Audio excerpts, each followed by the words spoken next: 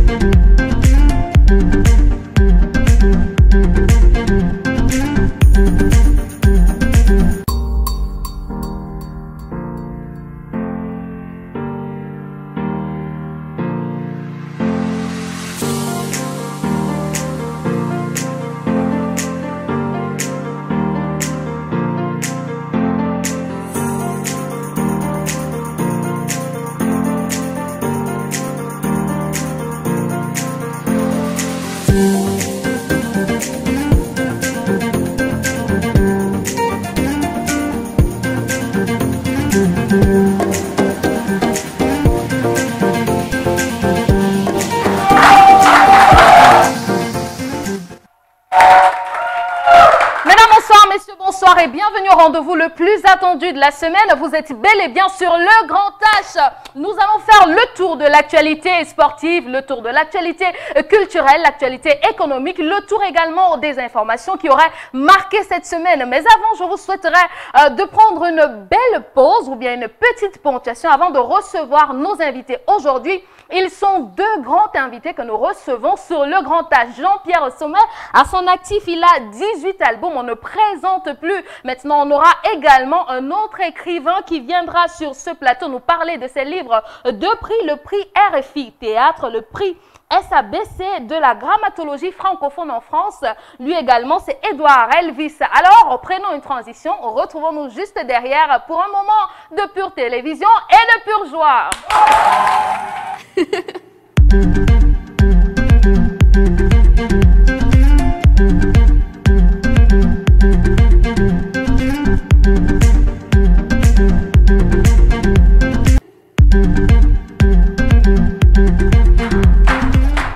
Voilà, je le disais à l'entame de mon propos, nous allons recevoir sur ce plateau un artiste qu'on ne présente plus au Cameroun. Lui, c'est Jean-Pierre Sommet. On le disait tout à l'heure, 18 albums à son actif. Il a fait l'actualité, il nous a fait rêver, il nous a fait également danser, bercé par ses mélodies. Il sera dans un instant sur ce plateau. Également, une autre grande personnalité de l'écriture, de la littérature au Cameroun, c'est monsieur Elvis Bouna qui sera également avec nous à son actif. Plusieurs prix, on a parlé du prix RFI Théâtre, également du prix SABC de la francophonie, c'est en France.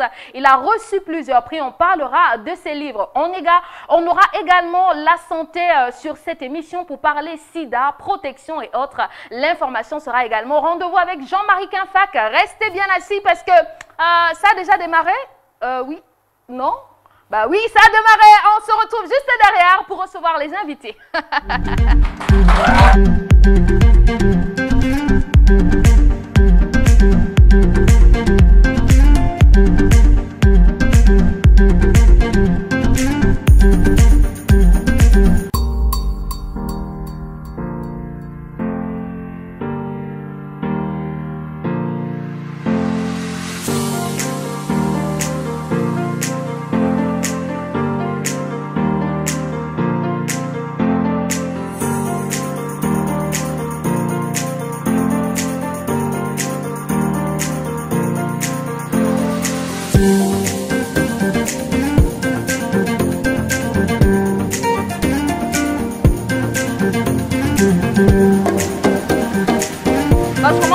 Jean-Pierre Sommet, l'artiste, je pense que j'ai déjà fait le tour de ta petite bibliographie. Mais je dis bonsoir et bienvenue sur le Grand H. Bonsoir et merci de m'avoir invité. Alors, la semaine, ça a été, quelle est l'actualité qui aurait certainement marqué ta semaine? Ben, c'est beaucoup de travail et nous avons eu, comme tous les Camerounais le savent, un sitting au niveau du Premier ministère pour revendiquer nos droits. Alors, on va en parler certainement tout à l'heure, mais dans le domaine... Beaucoup de travail, boulot, et j'ai un album que je suis en train de préparer. Le mixage, le mixage a été fait, le mastering, j'ai envoyé aux États-Unis. J'ai reçu le retour hier. Très bonne information, hein. On aura encore les jupes écossais. Non, maintenant que les hommes deviennent des femmes, là, on ne s'habille plus en jupe. D'accord. En tout cas, on aura certainement l'occasion d'en parler avec le charmant public qui est là pour nous accompagner ce soir. Mais du côté personnel, est-ce qu'il y aurait eu des petits massages pendant cette semaine? Ben, c'est normal. Un homme en a besoin et pour avoir le moral, on a besoin de passer par tout ça. D'accord, merci infiniment. Sinon, la présence d'une femme à côté d'un homme serait moindre. D'accord, ok. Donc, on retient que M. Jean-Pierre Sommet s'est fait masser cette semaine. Ouais. C'est tous les jours de la vie.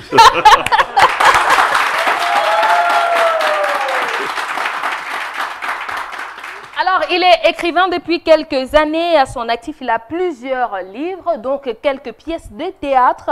On a remarqué qu'il a eu plusieurs prix, parmi lesquels le prix RFI Théâtre. Il a également à son actif, d'ailleurs, il va nous expliquer, on va faire le tour avec lui, c'est Elvis Bouna. Bonsoir. Bonsoir. Donc, Bouma. Bouma, voilà. d'accord. Bonsoir. Moi, j'ai plutôt cru que tu étais un artiste chanteur, hein, vu ton look et tout ça. Bon, ça t'a jamais tenté ça m'a jamais tenté, mais toujours quand je dis je suis artiste quelque part ou alors quand on le devine, généralement on me demande est-ce que tu es chanteur et attention, est-ce que tu chantes le reggae? Donc voilà, c'est ce qui est fait. Non, je ne suis pas chanteur, je suis même très mauvais musicien. Voilà. Donc oui, moi, je fais une autre musique avec les mots. Voilà, je travaille avec, je fais de la musique autrement. Justement, c'est ce qu'on allait certainement dire, hein, que tu fais la musique autrement. On aura peut-être l'occasion de revenir sur tes œuvres. Mais avant, on va prendre le portrait du premier invité, Jean-Pierre Essomé.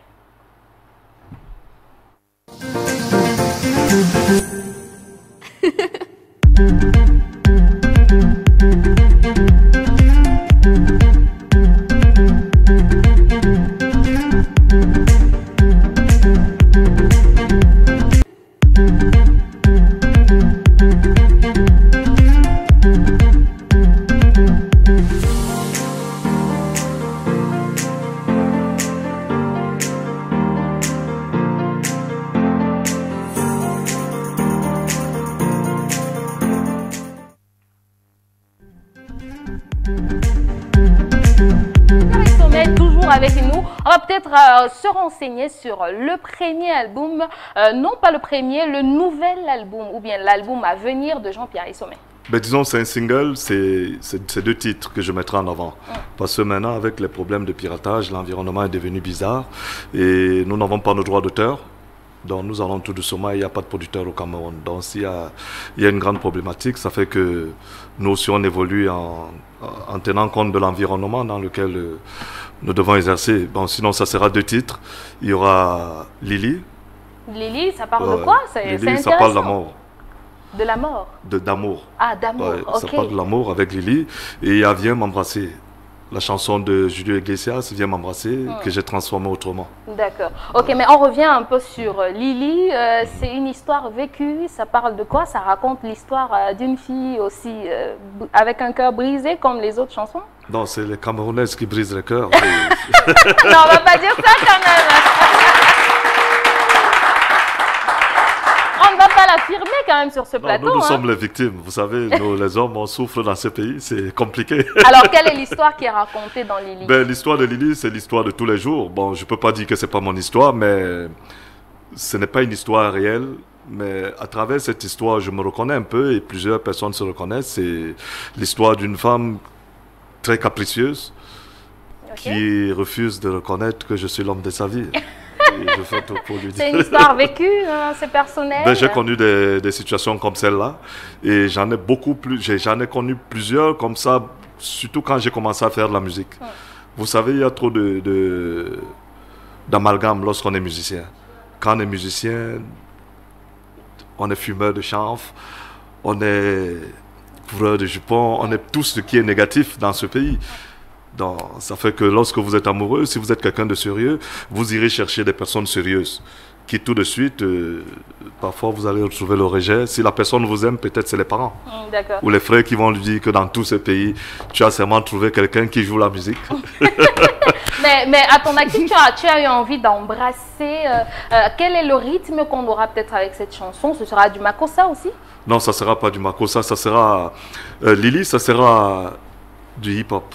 R&B, hip-hop. Oh là là!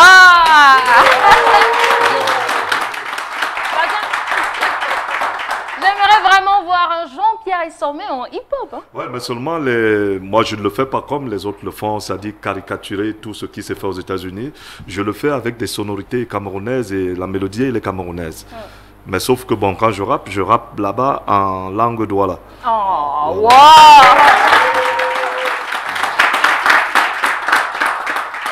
Qu'est-ce qui t'aurait inspiré ou bien t'aurait donné l'envie de t'orienter vers le hip-hop? Est-ce que c'est la tendance actuelle qui a influencé ton écriture? Oui, c'est un rajeunissement du makossa. Vous savez, aujourd'hui avec le même beat, la même batterie, quand je commence, j'ai comme l'impression d'écouter une autre chanson que... Vous savez, lorsqu'on est musicien, on écoute plusieurs autres musiciens. Quand on commence, il est difficile de ne pas se retrouver en train de faire ce que quelqu'un d'autre a eu à faire. Donc, il faut toujours innover et tenir compte de son environnement. Les jeunes aujourd'hui, c'est hip-hop, R&B et autres. Bon, si je veux m'adresser à eux, ce n'est qu'en passant par là. Par ce style de musique. Maintenant, on reconnaît Jean-Pierre Essomé, la ceinture au-dessus de la classe et tout. Est-ce qu'on va retrouver encore ça dans le clip ou bien ce sera modéré cette fois? Ben, ça dépend des discussions que j'aurai avec le réalisateur et tous les autres, mais je suis ce que je suis. Donc, je ne sais pas si je pourrais être autrement. On a bien compris, hein? On l'a très bien compris, merci infiniment. Mais moi, je vais essayer de faire une petite retro pour se fixer sur cette belle chanson Golgotha qui nous aurait fait danser, mais qui aurait peut-être intrigué la classe religieuse. Peut-être on va faire en commentaire, mais je t'invite d'abord à regarder et danser avec vous à la maison aussi.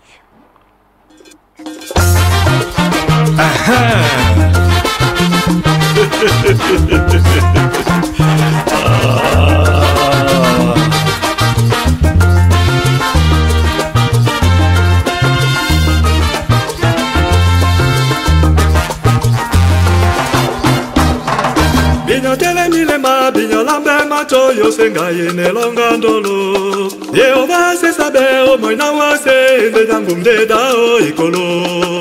Tele milema, binyo lambe macho yosenga yene longa ndolo. Yehova se sabe o moina wase deda o ikolo.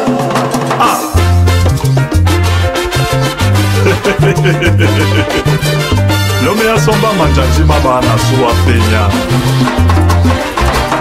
Ekoka wundi pena makwamba namba pena soy se mundogo.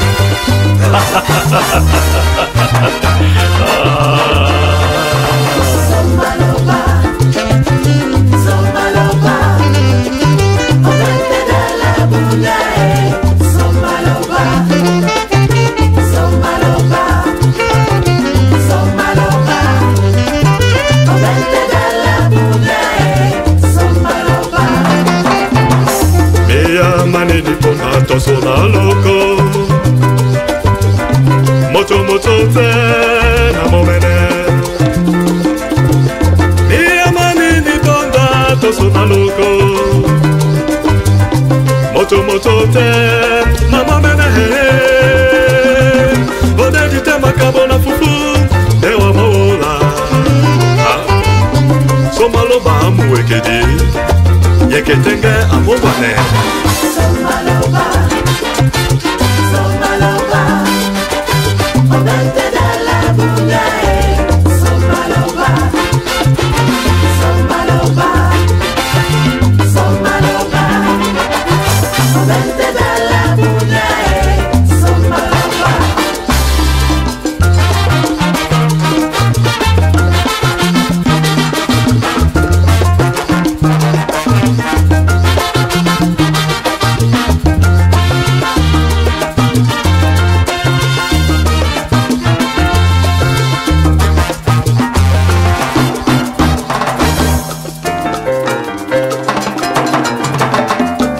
Papankoto Emmanuel David.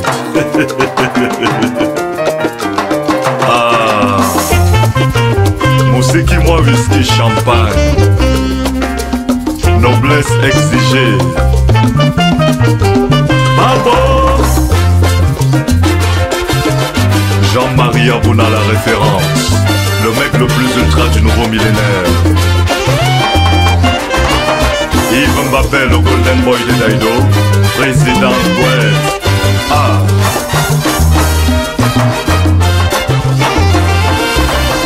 Ayemba mona juwe mulema mwemba sese. Sese se bwambi wamene ya usungamba. Kwesele tengamba na ndutu amama mina wedye. Sabangane mbana nkine dese. Sabangane na ndedaloba. Hey. Sombaloba, sombaloba, obente de la bulla.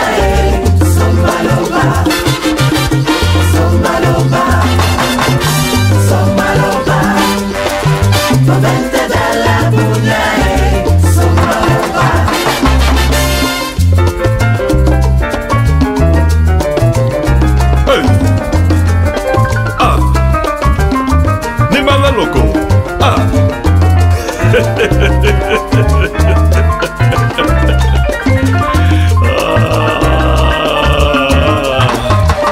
Musiki.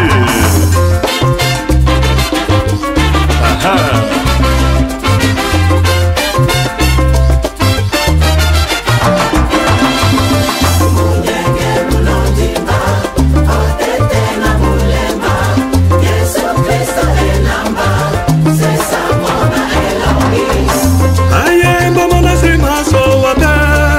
Yesu Kristo enamba Bulumba mwana sima bwa banga Mutete na menamba Munenge mulondima Otete na mulema Yesu Kristo enamba Sesa mona elongi Munenge mulondima Otete na mulema Yesu Kristo enamba Sesa mona elongi L'homme t'est fier.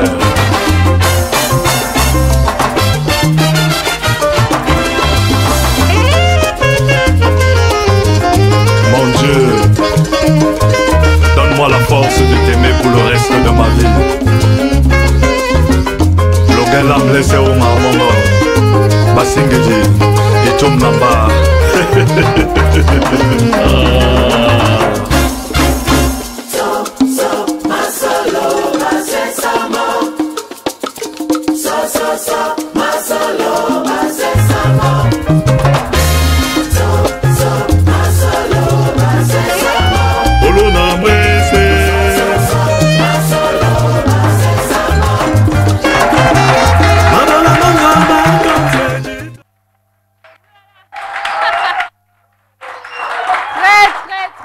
Belle reprise du titre Somaloba avec la participation de Manu Dibango. J'ai bien envie de demander à Jean-Pierre Essomé, mais pourquoi avoir choisi? C'est d'abord magnifique, c'est super.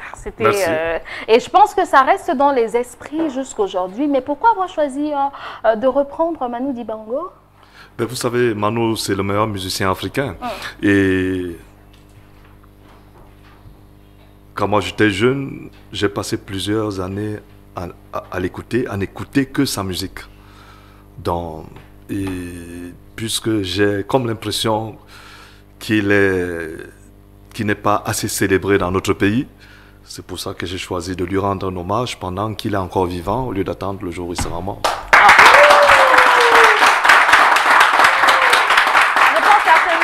L'hommage, il est tombé à pic parce que la chanson a été appréciée de beaucoup. D'ailleurs, elle reste aujourd'hui à l'écoute dans les téléphones, dans les téléchargements même, parce que c'est quelqu'un qui nous a proposé cette chanson. Il a dit, connaissant JP Essomé, je pense que si vous la prenez, ça sera super. Certainement. Alors Elvis, certainement, toi aussi tu l'as écouté et tu l'as apprécié. Oui, bon, déjà moi je trouve que c'est un bel hommage. On vient de quelque part et il y a toujours des aînés comme ça qui nous ont marqué des chansons atemporelles. Et puis voilà, que quelqu'un qui n'est pas de la génération de Manu la remette au goût du jour. Et puis aussi, moi j'ai beaucoup aimé le clip, quoi. J'aime quand des côtes sont brisées ou voilà, ou des choses sont présentées d'une façon plus actuelle. Moi j'aime beaucoup, quoi. Donc voilà. Et justement une façon bien plus actuelle, parce qu'on a vu des sœurs en Christ avec des tenues pas très en Christ, hein. Jean-Pierre Essomé, pourquoi? L'essentiel, c'est ce qu'on a dans le cœur, hein. Toute cette hypocrisie qu'on fait autour là, vous voyez des gens, ils se baptisent, après ils sont en train d'écouter Coller la petite avec le pasteur assis et tout le reste. Donc, comprendre que c'était le reflet de la société que vous avez voulu mettre en... Il n'y a rien de négatif là-bas, parce que ceux qui veulent regarder ce qui est négatif, ils ne font que se projeter, ils regardent ce qu'ils sont. Vous comprenez? L'essentiel, c'est un message. Louer le Seigneur. La chanson veut dire, Somaloba veut dire, loue le Seigneur. Si tu arrives à manger, remercie le Seigneur. Et dans la Bible, on dit que tout ce qui respire loue le Seigneur. Pourquoi on s'attarde sur les robes qui ont une petite fente à ce niveau? La fente là, elle présente quoi? Bon, après, pourquoi leur esprit va vers la fente alors que le message est là du début jusqu'à la fin? D'accord, ok, je pense que le message est passé. Et en plus de ça, moi je je ne suis pas de leurs églises, hein. Je suis un artiste. Donc on remet les choses dans leur contexte et on comprendra. D'accord. Okay. Si on veut les juger, si on les sort du contexte, ça deviendra autre chose. Okay. Voilà qui a dit, c'est bien noté. Mais justement, la musique, la chanson, louer le Seigneur, on ne loue pas forcément le Seigneur en temps de guerre. Et notre invité ce soir, Elvis Mbouma, a bien voulu mettre couché sur le papier un livre qui est La poupée barbue, qui nous parle d'une fille qui raconte la guerre. Alors, de quoi est-ce qu'il est question réellement dans ce livre? Alors, dans La poupée barbue, c'est l'histoire d'une petite fille qui s'adresse à un petit garçon. Donc, c'est une enfant soldat.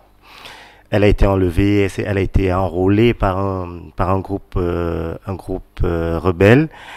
Et voilà, la guerre est finie. Et elle est à la recherche de ce petit garçon qui l'avait enlevé, quoi, qui l'avait fait enrôler. Donc, toute la pièce est une adresse à ce petit garçon. Et à travers l'adresse à ce petit garçon, on a toute l'histoire, on a toute l'histoire de la fille, tous ses antécédents, sa famille, tout le reste, l'état dans lequel elle est, ou tout ce que les jeunes filles vivent en état de guerre. Alors, mais quelle est la leçon qu'on pourrait retenir de ce livre? Alors, la leçon, c'est peut-être ce qui liront. Donc, moi, là, par exemple, je crois que c'est aussi important de le rappeler, c'est le deuxième volet d'un premier ouvrage que j'avais commis. Donc, c'est un diptyque. Et c'est pas des thèmes sur lesquels je m'arrête toujours, mais voilà, j'ai décidé d'aborder l'enfance face à la guerre. Donc, la leçon, moi, je dis toujours, je suis un conteur, je suis un poète. Je raconte des histoires, des choses qui me touchent. Maintenant, à chacun de tirer des leçons, des conclusions. Donc, je ne vais pas forcer le message en disant, bon, il faut retenir ça, il faut laisser ça. Non, moi, j'ai raconté une histoire. Pour moi, c'est à chacun maintenant de lire et de découvrir. D'accord. Ok, on va rappeler quand même qu'il a eu un grand prix. C'était le prix RFI Théâtre. Oui, c'est le texte qui m'a permis de gagner l'année dernière le prix RFI Théâtre, voilà, 2017. Donc, voilà. Et puis il a gagné aussi deux autres prix, donc le prix Éclat de cœur qui m'a été remis par un comité de lecture en France et l'aide à la création d'Arsena. Donc 3 prix en fait. En tout cas, toutes nos félicitations. Maintenant, on aimerait savoir, est-ce que ce n'est que le théâtre, est-ce que ce n'est que dans le théâtre que vous attirez l'attention, ou bien on peut avoir des romans dans votre écriture? Alors, moi je pense qu'un artiste peut toucher à tout. Un artiste peut toucher à tout, c'est juste de se fixer quelque part et puis les œuvres ou les textes que j'écris m'apparaissent sous une certaine forme. Je viens de la poésie et de la peinture. Donc j'ai commencé par la poésie et la peinture. J'ai dirigé pendant 5 ans le club d'art plastique du lycée Général Leclerc. Donc voilà, et puis plus tard j'ai commencé à écrire. Ce qui fait qu'aujourd'hui j'écris, je suis plus fixé dans l'écriture, donc mais j'écris du roman. Là c'est mon premier roman que j'ai publié. J'ai publié un recueil de nouvelles, des nouvelles, et je suis plus dans le théâtre aujourd'hui. Donc voilà, c'est pas que le théâtre, mais le théâtre quand même. Il y a quelque chose de fabuleux qui s'est passé avec le théâtre, que depuis que je suis rentré dans le théâtre, ça m'a tellement absorbé que même pour finir le roman que je suis en train d'écrire depuis 5 ans, c'est un peu difficile, voilà, parce qu'il y a tellement de projets, ça s'enchaîne du côté du théâtre. Alors, parmi vos livres, il y a un qui m'intéresse particulièrement, À la guerre comme à la Game Boy. Ça veut dire quoi? Qu'est-ce qu'on doit comprendre par ça? Alors, À la guerre comme à la Game Boy, c'est le premier volet. Parce que tu remarqueras que c'est la même couverture, hein. La seule différence, c'est la petite tache. C'était l'histoire du petit garçon. À la guerre comme à la Game Boy, justement, c'est ce petit garçon qui s'adressait à la petite fille. Dans La poupée barbue, c'est la réponse de la petite fille. Alors, à la guerre comme à la Game Boy, c'est le petit garçon qui raconte la guerre à hauteur d'enfant. Donc, pour lui, la guerre qu'il vit, c'est une guerre où c'est comme un jeu vidéo. Donc pour lui, tout le monde, c'est des personnages de jeux vidéo, de bandes dessinées. Il parle de Tintin, de Raon, de ceci. Il tire comme Lucky Luke, de tout le reste. Donc vraiment, il raconte la guerre. Il se prend pour voilà, pour super-héros, tout ça. Dans un jeu, dans un game, quoi. Effectivement, donc voilà, c'est ça, à la guerre comme à la Game Boy. Et puis justement, il avance aussi, j'ai structuré aussi le texte de la même manière, on appelait pause, review et autres, donc voilà, c'est un peu ça. En tout cas, c'est un livre à recommander certainement et je pense que ça va attirer l'attention de notre expert en littérature, Tadoum Tadoum, qui viendra peut-être dans pas longtemps nous parler de vos livres et peut-être vous titiller un peu.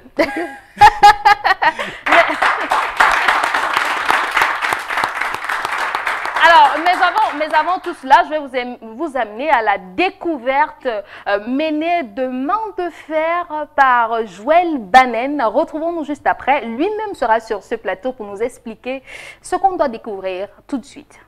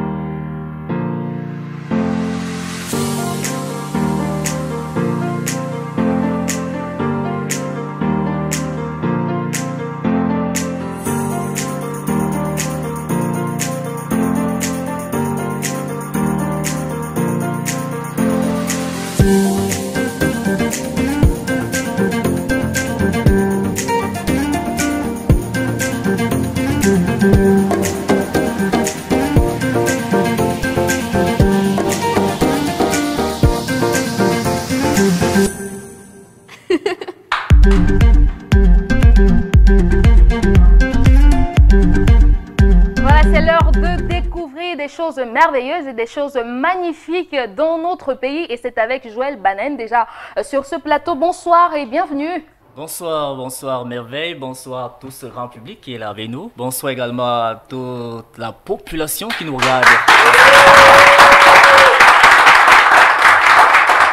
Alors Joël... Je ne manquerai pas également de dire bonsoir au grand JP. Bonsoir JP. Voilà, ça me fait plaisir de te revoir. Plaisir partagé. Alors, bonsoir Elise également. Bonsoir. Voilà. Donc Joël, on va directement, on va se saluer, on va parler peut-être de ce qu'on découvre aujourd'hui. Avec toi, tu nous amènes où? Voilà, nous allons du côté Kradat. Voilà, on en va au quartier Kradat, après Mélène, ce côté-là. À Yaoundé, Cameroun. Nous sommes à Yaoundé bien évidemment. Et là, c'est un incubateur. Nous avons encore un incubateur, une association qui enferme dans un incubateur. Et là, ce sont des petits génies quand même. Parce que loin de croire qu'au Cameroun, on ne fait pas de bonnes choses. Non, au Cameroun, il y a des enfants, il y a des jeunes qui osent et qui font des merveilles. Il faut plutôt les encourager. Donc c'est de ce côté-là que nous allons et on reviendra par la suite. Alors justement, allons voir les petits génies et qu'est-ce qu'ils ont à nous offrir pour ce soir.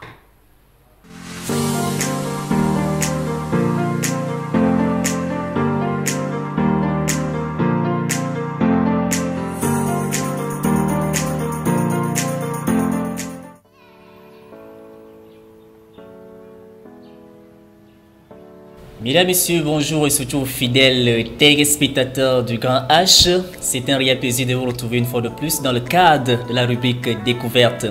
Aujourd'hui, nous sommes allés en profondeur, n'est-ce pas, dans le quartier Kradat, où nous sommes allés rencontrer un jeune homme qui a pour nom tout simplement Djomokan Fidèle. Lui, c'est le président de l'association Innovatech. Voilà, c'est une association justement qui regroupe les jeunes gens, des génies camerounais bien entendu, qui font des choses assez intéressantes pour le développement du Cameroun. Nous allons aller à la rencontre de ces derniers qui vont donner plus d'informations concernant Innovatech. A tout de suite. Maman Georges, oh, fidèle. Fidèle Djomokan, c'est ça. Je crois que je ne me suis pas trompé. Non, vous êtes trompé, c'est fidèle. Ah oui, vous avez dit genre, c'est fidèle. Voilà, c'est fidèle. Un grand ingénieur, c'est ça? C'est qu'on peut dire un grand ingénieur? Bon, ingénieur qui n'a pas suivi peut-être le parcours ingénieur avec un diplôme d'ingénieur. Mais c'est un ingénieur. Il fait des choses assez pratiques. Les choses assez pratiques. Parce qu'apparemment, là, vous avez un incubateur, c'est ça? Oui, Innovatech est un incubateur. Ah, est un incubateur. Je n'ai pas un incubateur, c'est Innovatech qui est un incubateur. Je suis juste le président. On voudrait savoir bien évidemment. C'est Innovatech qui est l'incubateur. Oui, c'est et non, Monsieur Fidèle. Non, jamais. Le jour que Fidèle n'est pas là, Innovatech doit continuer. Incuber, voilà. Ok, justement, nous sommes avec vous, la grande rédaction, la grande équipe de Grand H est venue auprès de vous justement pour nous apporter plus d'informations concernant cet incubateur Innovatech qui apparemment forme beaucoup de jeunes. Oui, bon. En tout cas, Innovatech, c'est une association à but non lucratif qui a été créée en 2010 par un ensemble de professionnels qui se posaient un certain nombre de questions, parmi lesquelles quel apport au développement du Cameroun. Donc, on a créé Innovatech et on s'est donné pour objectif d'aider les jeunes à développer, à se poser d'abord des problèmes de société et à pouvoir développer des solutions innovantes pour pouvoir résoudre ces problèmes. Des solutions qui peuvent se retrouver sur le marché. Je vous ai parlé tout à l'heure du mémoire d'ingénieur sur la surveillance intelligente. C'est une solution qui peut se retrouver sur le marché et qui peut être consommée par des particuliers qui installent des caméras de surveillance chez eux. Justement, nous aurons le temps d'entrer beaucoup plus en profondeur tout à l'heure là, parce qu'en fait, vous allez nous montrer ce mémoire et nous parler, nous présenter en quelque sorte les activités que vous avez ici au sein de votre association. Voilà, apparemment on a changé de salon, nous sommes dans un cadre un peu plus un des cadres de l'incubateur de l'association. Oui, je peux dire que vous êtes dans l'atelier en fait. Ah, l'atelier. C'est un peu un atelier de travail, c'est une salle de réunion, c'est une salle d'échange, etc. Oui.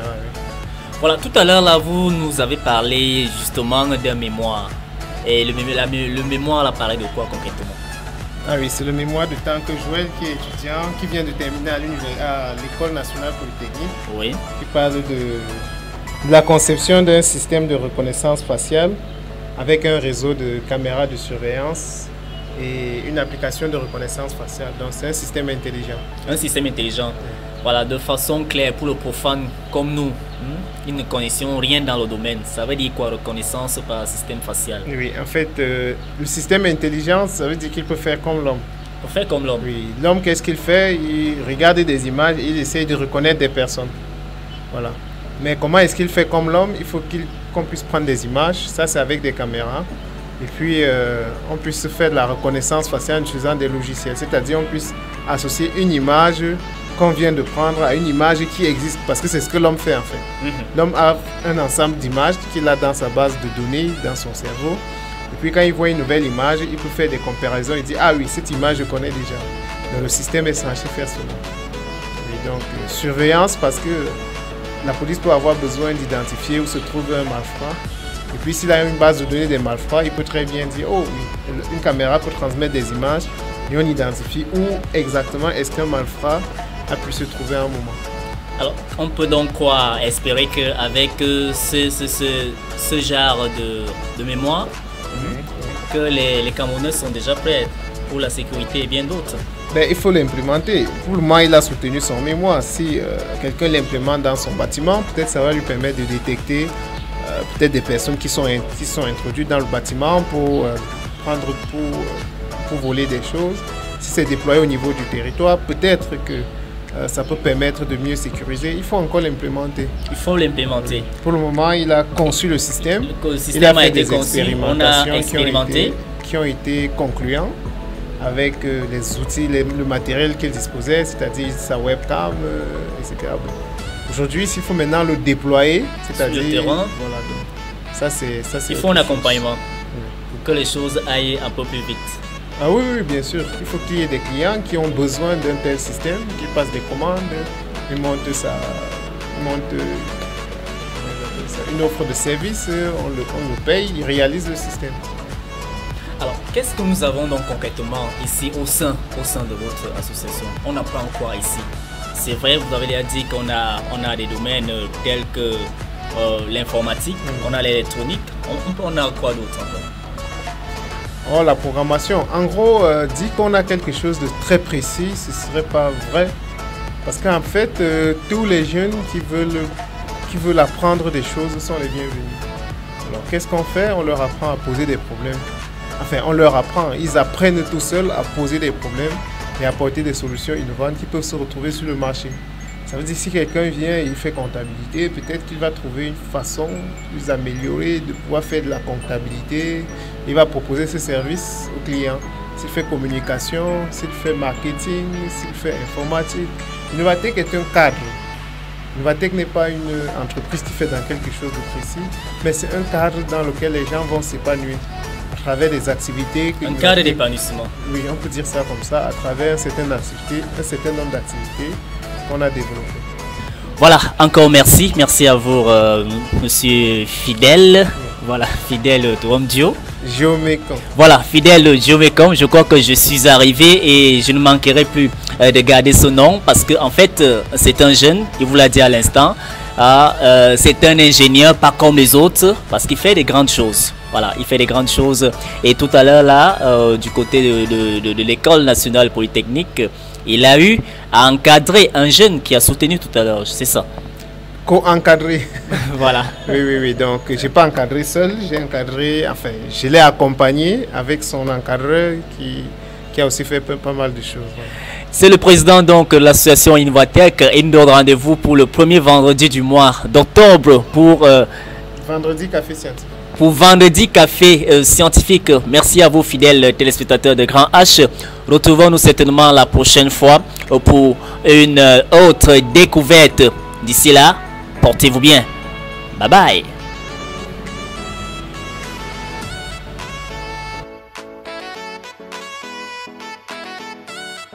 Très beau travail à Joël Banen, très beau travail, c'est fou, c'est super de savoir qu'il y a beaucoup de jeunes au Cameroun qui peuvent apporter de la créativité, voir des jeunes faire l'imprimante, le drone. Joël, ça t'a fait quoi d'arriver à la rencontre, d'entrer vraiment en rencontre avec ces jeunes? Voilà, vous savez, parfois on a comme l'impression qu'au Cameroun, il faut toujours aller chercher l'expertise à l'extérieur. Voilà, quand vous arrivez dans un endroit, un cadre comme celui-là et que vous trouvez des jeunes qui vous disent que non, ici au pays, nous avons tout le matériel, nous avons toute de la matière pour pouvoir offrir au peuple camerounais ce dont ils ont besoin. Vraiment, ça fait du bien. Là, tout à l'heure, vous avez juste eu des explications théoriques. La phase pratique, ils nous ont donné rendez-vous pour une autre fois parce que là, en fait, comme ils sont un peu essoufflés, ils ont pris un petit repos. D'accord. Voilà, ils ont donné rendez-vous pour une autre fois pour la phase pratique et démonstration de tout ce qu'ils ont eu à dire. Alors, Jean-Pierre Essomé, qu'est-ce que ça t'a fait de voir qu'on peut faire confiance à la jeunesse camerounaise? Ben, ça fait du bien. Ça fait du bien de voir que le Cameroun a... Ça fait du bien, le Cameroun a ce potentiel, mais maintenant, ça interpelle ceux qui nous gouvernent. Qu'est-ce qu'on fait de ce potentiel? Vous voyez, c'est la même chose même dans la musique. Vous voyez, de plus en plus, les jeunes s'intéressent à la musique. Mais nous sommes dans un environnement où tu ne peux pas sortir un disque sans que tu ne trouves quelqu'un en train de vendre de pirater. Donc, qu'est-ce que le gouvernement fait pour encadrer cette activité qui peut permettre de nourrir certains ménages? On ne fait rien, on ferme les yeux. Et qui peut justement permettre le développement de notre pays. En tout cas, je pense que la question est ouverte et que la question est allée à qui de droit. Ils ont bien compris. Maintenant, on va prendre l'actualité. On a un livre qui va être dédicacé, la sortie au CCF. Quelle est l'actualité réelle de Elvis? Alors, l'actualité, c'est une série d'activités. Une série d'activités à partir du 26 octobre où j'anime des ateliers d'écriture croisés à Yaoundé et à Douala. Donc, c'est des ateliers d'initiation à l'écriture dramaturgique. Donc, pas forcément des auteurs déjà capés, mais des gens qui veulent s'y mettre. Mais bien sûr, tout le monde est accepté. Voilà. Et puis après, et ça, c'est des activités, enfin, il y a ça, il y a la dédicace des deux ouvrages, donc La poupée barbue et À la guerre comme à la Game Boy, le 30 octobre à l'Institut français de Yaoundé et le 9, je crois, j'espère que je ne dis pas des histoires, à l'Institut français de Douala. Et donc, après, donc voilà, je dois dire que toute cette série d'activités-là, c'est en marge d'un grand spectacle. Donc, un grand spectacle. Donc, La poupée barbue, qui est la pièce qui a remporté le prix RFI. Donc, à la suite du prix RFI, la pièce a été mise en scène en France. Et il y a une tournée africaine, une tournée de 9 pays pour 10 représentations, donc 2 à Yaoundé. Et le départ de la tournée, c'est au Cameroun.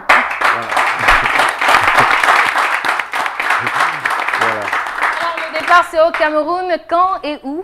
Alors le départ, enfin la première représentation mondiale de la poupée barbue, ce sera le 8 novembre. Le 8 novembre à l'Institut français de Yaoundé. À 20h. Voilà, c'est bien noté.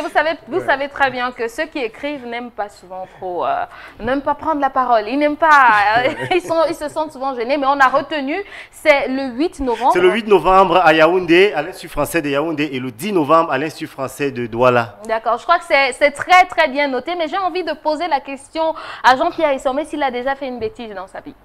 Oui, j'en ai fait plusieurs.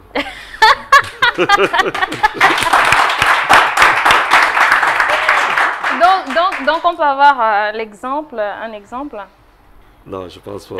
En tout cas, moi je vous invite à... Pas vous-même, je ne vais pas vous dire que j'ai... D'accord. Moi je vous invite à prendre donc le bêtisier que la rédaction et la réalisation a sélectionné pour nous pour ce vendredi. Arrêtez vos côtes hein, parce que ça fait vraiment rire.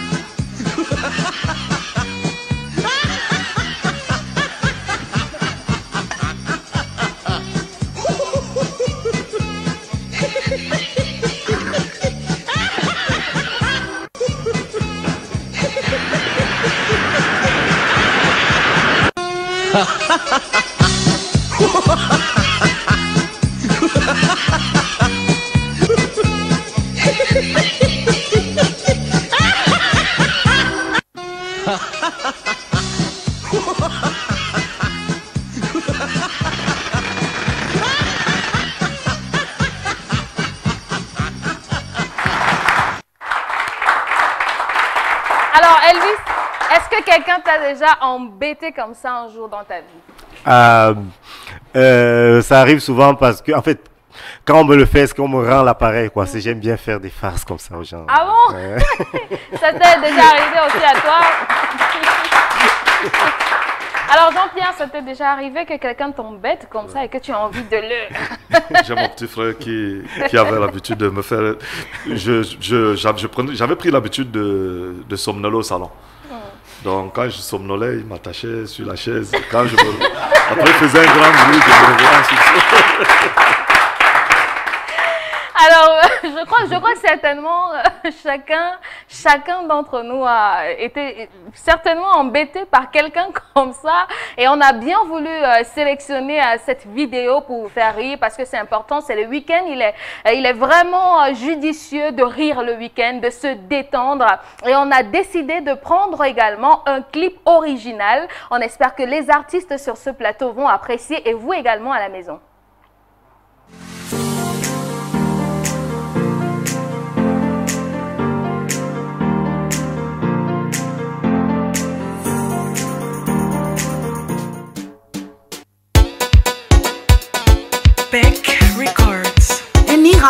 ni ramo siense. Kakakas bubu. Mouye, mouye mayo. Koube. Mouye, mouye, mouye, mouye mayo. Kakakas bubu. Mouye, Koube. mouye mayo. Koube. Mouye, mouye, mouye, mouye mayo. Koube. Mouye, mouye mayo. Koube.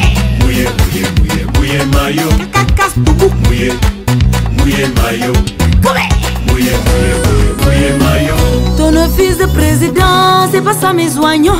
Ton mon avocat, beau, ça ne paye pas mes factures. C'était le fils de Ladi, ça ne nourrit pas mon père. Oh, oh, oh. Atapé, oh. Ton fils de c'est pas ça mes oignons. Mange ça. Ton fils de ça ne paye pas mes factures. Ton fils de ça ne nourrit pas mon père. Oh, oh, oh. Atapé, oh.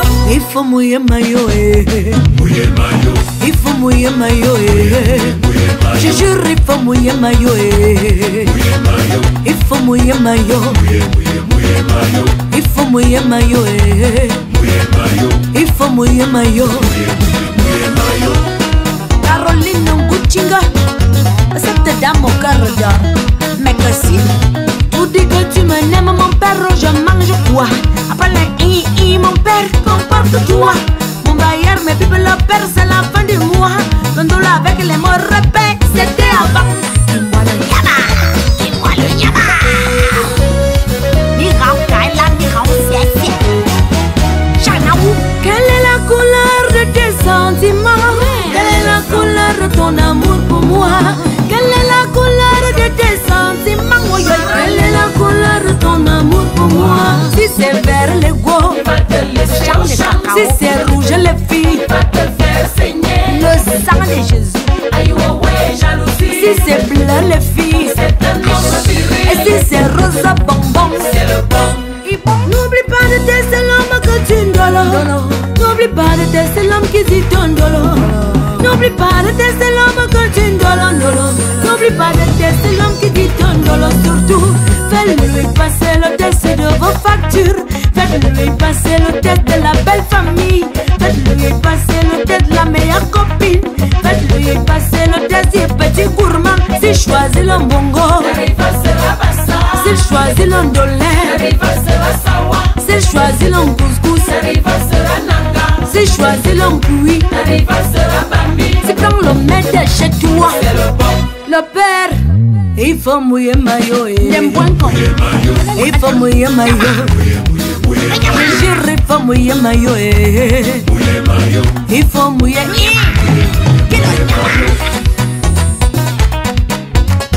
Ni rao kaila, ni rao siense. Kakakas tubu. Mouye mayo. Koube.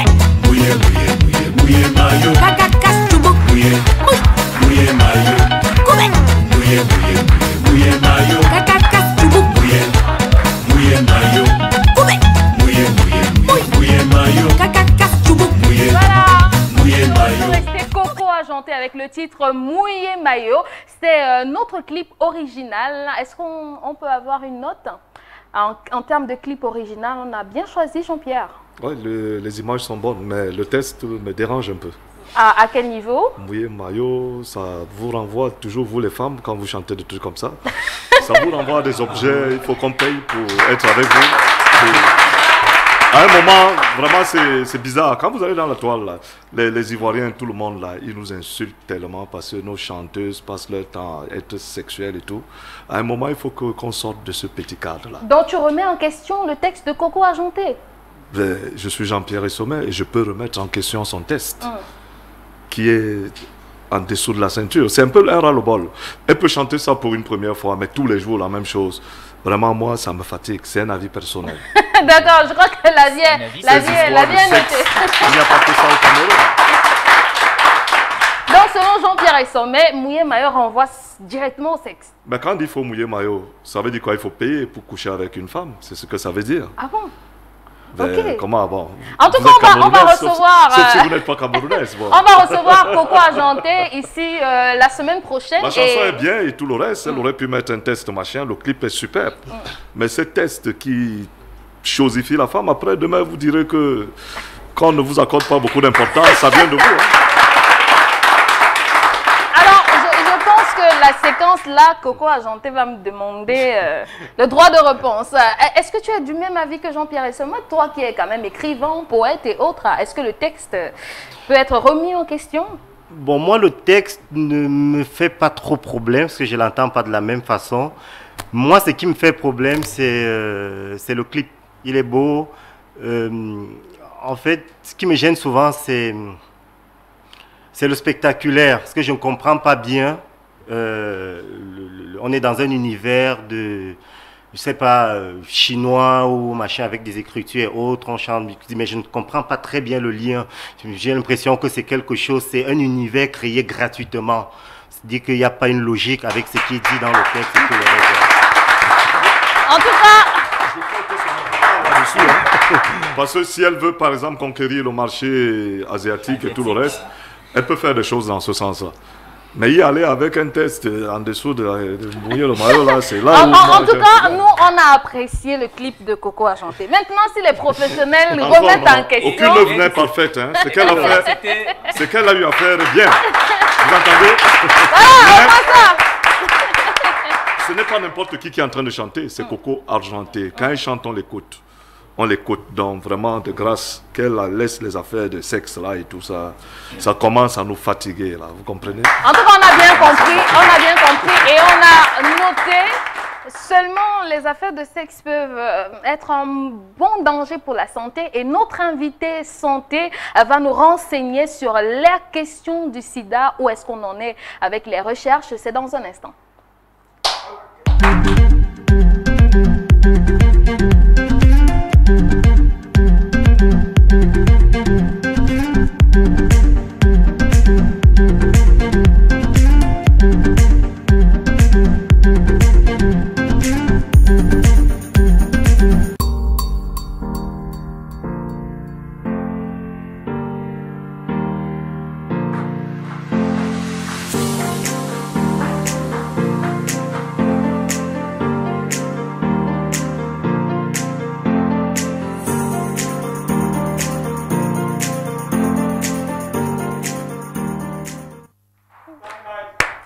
Voilà, on est de retour ici. Si vous nous retrouvez à l'instant, sachez que vous êtes bel et bien sur Le Grand H. C'est une émission infotainment. Donc, faut pas être embêté par ce qui est dit ici. C'est un petit foutour. On parle de tout. On parle de la culture, on parle de la musique, on parle également du sport tout à l'heure, de l'information également. Et notre invité santé est là ce soir. Bonsoir. Bonsoir.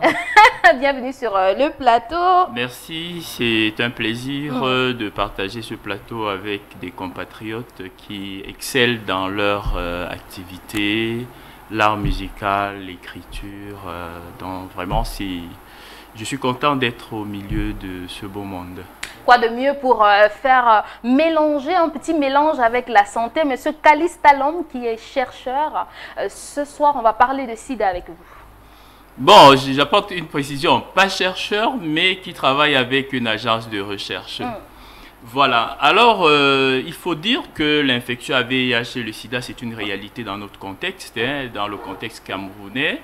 Voyez-vous, au mois de février de cette année, il y a les résultats d'une étude qui a été rendue publique sur la situation du Cameroun sur la question du VIH. C'est les résultats de l'étude CAMFIA, comme Cameroon Population Based HIV Impact Assessment.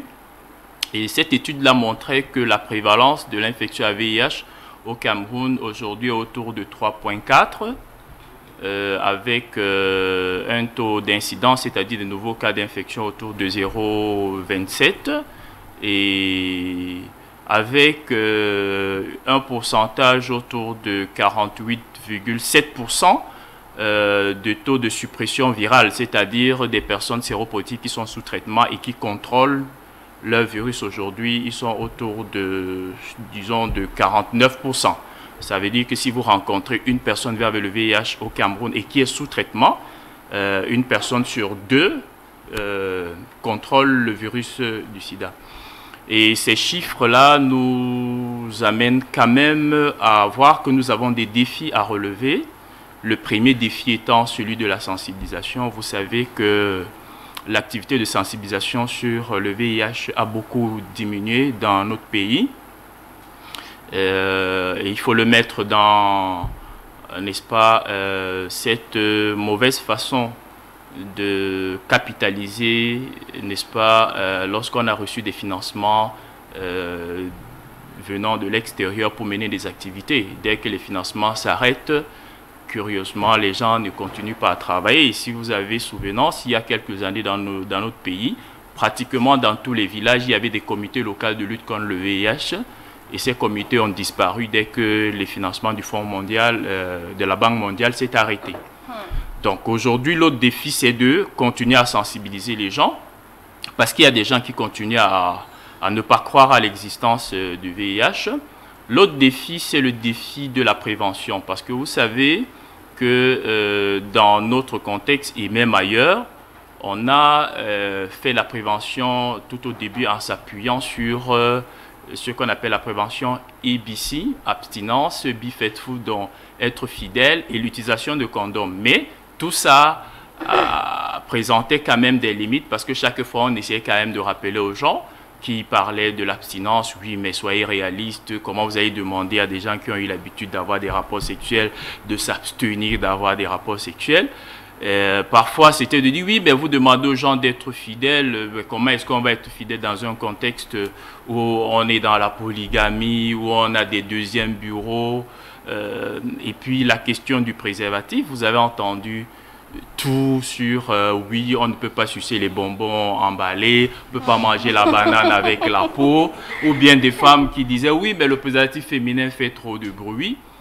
Dans ce domaine-là, il a été question pour les équipes de recherche ici et ailleurs de travailler sur de nouveaux moyens de prévention. C'est pour cette raison qu'aujourd'hui, par exemple, on peut, n'est-ce pas, prendre des antirétroviraux même si on n'est pas infecté pour prévenir l'infection à VIH. C'est ce qu'on appelle aujourd'hui la PrEP, c'est-à-dire la prophylaxie pré-expositionnelle. Ça veut dire que si vous entrevoyez avoir des rapports sexuels avec une personne demain, aujourd'hui, si vous prenez une bithérapie dont une molécule de Truvada, aujourd'hui, et vous le prenez un comprimé le jour du rapport et vous prenez un comprimé le lendemain, vous êtes au moins sûr que vous avez le risque d'être infecté est très réduit, puisque la protection est autour de 86%. Ça, c'est les résultats des études qui ont été menées en France dans la communauté des homosexuels. C'est une étude qu'on appelle Hypergay, qui a été une étude financée par l'Agence française de recherche sur le sida et les hépatites, qui a montré qu'en utilisant le Truvada, qui est une gélule qui contient 2 molécules, dont le tenofovir et l'antricitabine, ça permet, n'est-ce pas, de prévenir l'infection à VIH. Maintenant, l'autre gros défi, à côté de la prévention, c'est le défi, n'est-ce pas, du traitement. Voyez-vous, aujourd'hui, on sait que si la majorité des personnes se dépistent, et que pratiquement tous ceux qui sont dépistés se mettent sous traitement, qui sont dépistés positifs se mettent sous traitement et qui prennent bien leur traitement, ceci peut aider, n'est-ce pas, à prévenir et à réduire de façon sensible les nouveaux cas d'infection. C'est pour cette raison qu'aujourd'hui, vous allez entendre parler du treatment as prevention, c'est-à-dire traitement comme moyen de prévention.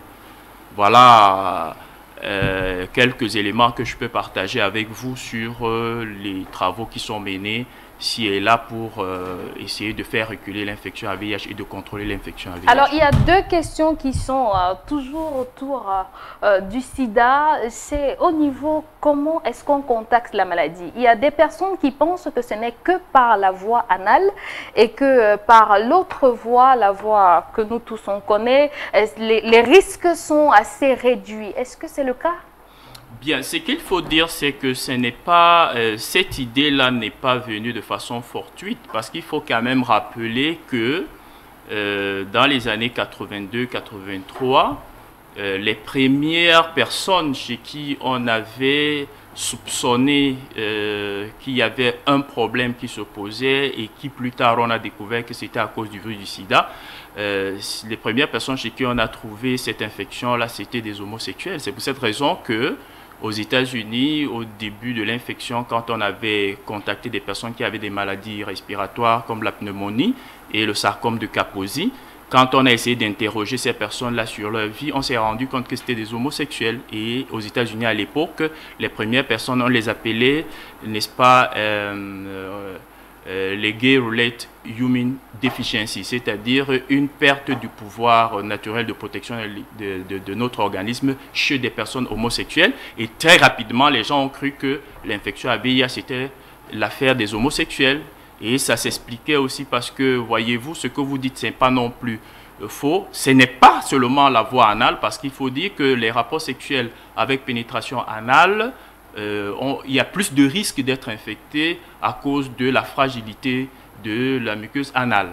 Mais maintenant, il faut dire que l'infection à VIH, le virus du sida, on peut l'attraper au cours des rapports sexuels hétérosexuels, n'est-ce pas, avec pénétration vaginale. Là aussi, l'infection, on peut l'avoir, mais ça s'aggrave lorsque on est quelqu'un qui a régulièrement aussi des infections sexuellement transmissibles avec des lésions sur les organes génitaux. Mais il faut dire qu'à côté de la voie sexuelle, il y a, n'est-ce pas, l'utilisation des seringues.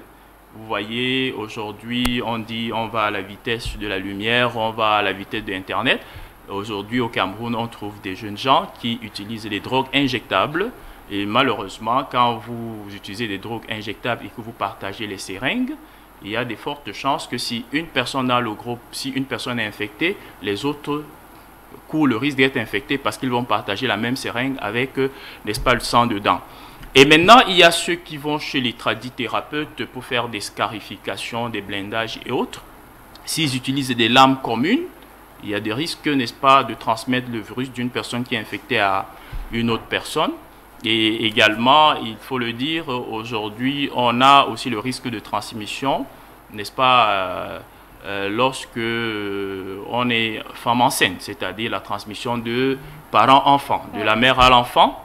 Mais il faut dire que dans ce domaine-là, on a la chance que aujourd'hui, on est passé à l'application d'une recommandation de l'ONU-SIDA qui est du test centrique, c'est-à-dire toutes les personnes qui se font dépister, quand elles sont déclarées séropositives, on n'attend plus, on met directement sous traitement et en le faisant, ça permet à une femme enceinte de réduire le risque de transmettre l'infection à VIH à son enfant. C'est pour cette raison qu'aujourd'hui, de plus en plus, vous voyez des couples où on a des personnes séropositives qui donnent naissance à des enfants qui sont séronégatifs. Alors aujourd'hui, il y a plusieurs chercheurs qui déclarent avoir trouvé le remède du VIH-Sida. On a un tout récemment du côté du Gabon qui se proclamait d'être le précurseur de celui-là qui a apporté le remède du VIH-Sida. Est-ce qu'on peut confirmer cette information?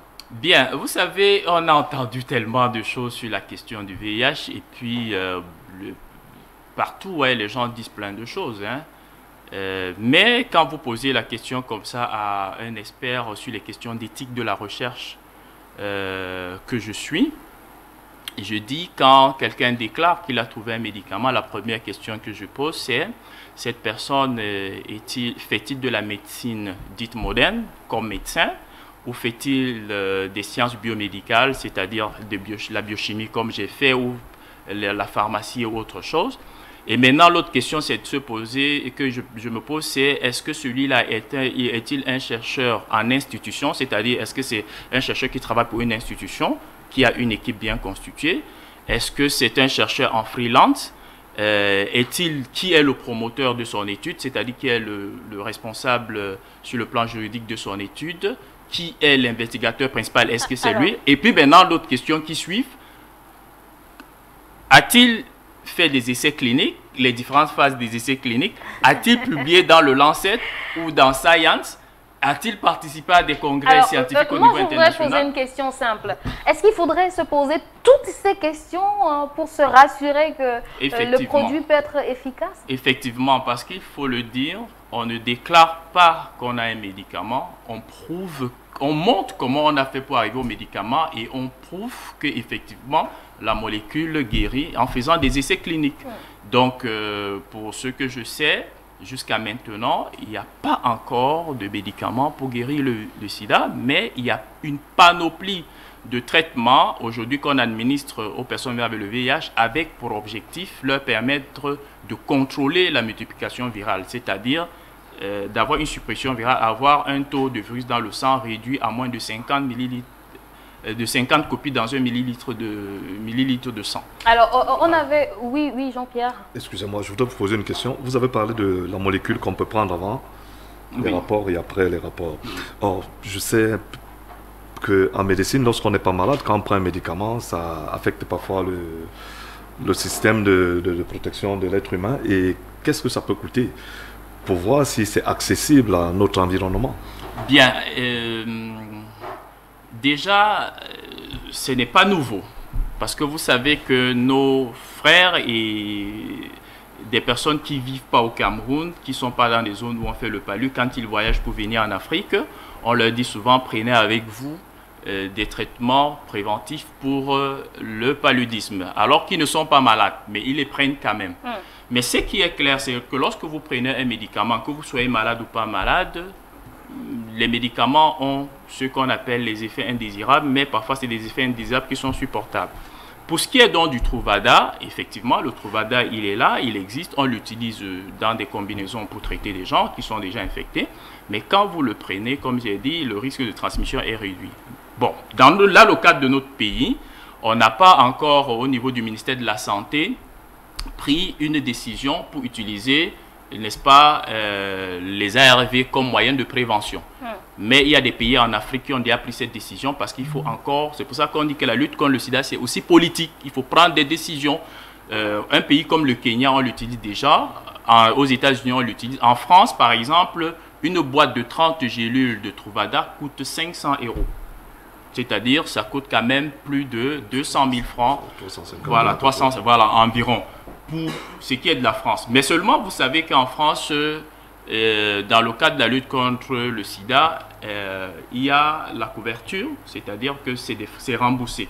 Donc, du coup, ça fait que ça ne pèse pas beaucoup chez les gens. Peut-être on va revenir un peu au Cameroun pour parler de notre contexte. Il y a beaucoup de personnes qui sont affectées ou bien contaminées par le virus, mais se disent qu'ils ne vont plus vivre longtemps, ou encore les méthodes de traitement sont vraiment lourdes. Donc, on prend beaucoup de remèdes, 28 remèdes le matin, 28 à midi, 28 le soir. Est-ce qu'on a trouvé des moyens de pallier? Est-ce que les Sidéens ne doivent pas essayer de relâcher la pression et se dire que c'est possible de vivre longtemps? Bon, je dirais tout d'abord qu'aujourd'hui, il est possible de vivre et avoir l'espérance de vie comme tout le monde quand on est personne avec le VIH et qu'on prend son traitement. Ça, c'est la première chose. S'il vous plaît.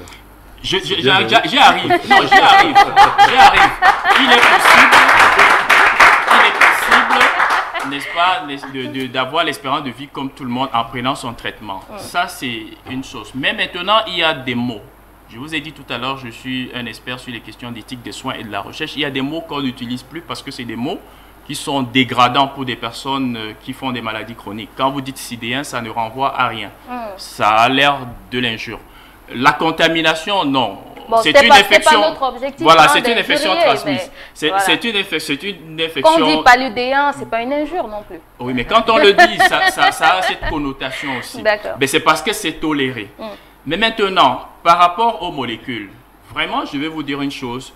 Une des choses sur lesquelles on a beaucoup bossé dans le monde de la recherche, c'est que au début de l'infection, dans les années 96, quand on a commencé à avoir les premières, disons même prénom, même les années 90, quand on utilisait la monothérapie AZT, chaque jour, les personnes vivant avec le VIH pouvaient prendre de 20 à 30 gélules par jour. De nos jours maintenant. Mais maintenant, avec la recherche, parce que le souci du médecin, c'est de permettre à quelqu'un de prendre les médicaments et ne pas se décourager à cause de la quantité, du goût et des effets secondaires. Il y a des travaux de recherche qui ont été menés sur n'est-ce pas, des molécules qui sont mieux tolérées et qui facilitent l'observance. Alors, pour aller rapidement, maintenant... Aujourd'hui, on ne prend plus des 28. Il y a des gens qui prennent une seule gélule par jour. Et ceux qui prennent beaucoup, c'est 3 gélules par jour. Donc, vous voyez qu'on est passé à l'utilisation de vingtaine de gélules de comprimés à 1 ou 3 comprimés. Et avec ça, les gens se portent mieux. Et je connais beaucoup de personnes.